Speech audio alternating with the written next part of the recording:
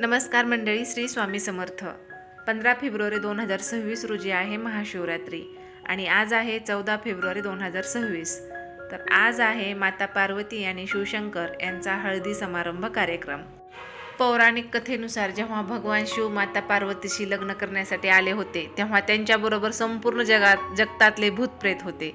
याखेरीज शिवजींच्या मिरवणुकीत भूत चुडेलसुद्धा सहभागी होते. त्यांनी भोलेनाथ यांना भस्माने सुशोभित केले, हाडांची माळ घातली. ही अनोखी मिरवणूक पाहून राणी मैनादेवी म्हणजेच माता पार्वतीची आई हैराण झाली. त्यांनी आपल्या मुलीचा विवाह करण्यास नकार दिला. शिवशंकराचे हे रूप पाहून माता पार्वतीने त्यांना विनंती केली की त्यांनी विवाह परंपरेनुसार तयार होऊन यावे. यानंतर भोलेनाथ यांनी त्यांची विनंती मान्य केली आणि ते नवरदेव म्हणून तयार झाले. त्यांचे हे अनोखे सौंदर्य पाहून राणी मैनादेवी चकित झाली. यानंतर देवी पार्वती आणि भोलेनाथ यांचे लग्न सृष्टीचे निर्माते श्री ब्रह्माच्या उपस्थितीत झाले. पौराणिक कथेनुसार शिव आणि पार्वती यांच्या लग्नाची तारीख महाशिवरात्री म्हणून ओळखली जाते. म्हणूनच महाशिवरात्रीचा दिवस विशेष आहे.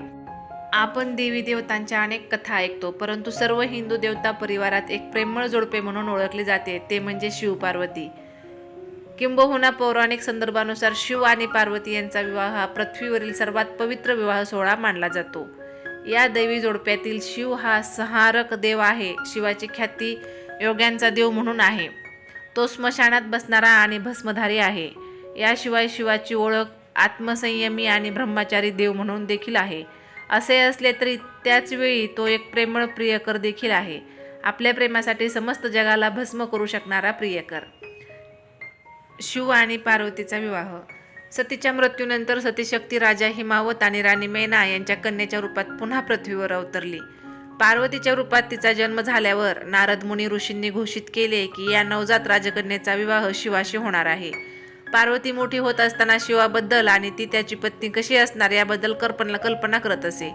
पार्वती विवाह योग्य झाल्यावर तिने शिवाला प्रसन्न करून घेण्यासाठी तपश्चर्या केली. हिमालयात शिवाच्या दिशेने प्रवास केला, परंतु शिव अजूनही आपल्या गतपत्नीसाठी सतीसाठी शोक करीत होते आणि त्यांची ध्यान सुटत नव्हते. पार्वतीच सतीचा अवतार होती. शिवाला परत पती म्हणून प्राप्त करण्यासाठी तिने उग्र तपश्चर्या केली.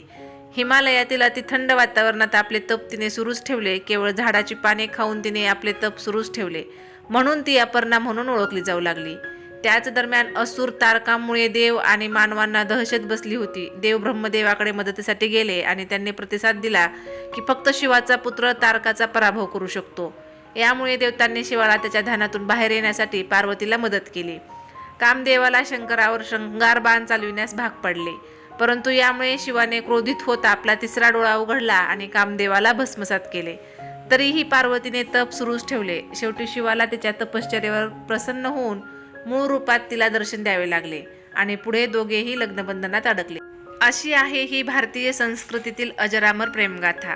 व्हिडिओ आवडला असेल तर चॅनलला लाईक करा, शेअर करा, सबस्क्राईब केलेलं नसेल तर सबस्क्राईब करा.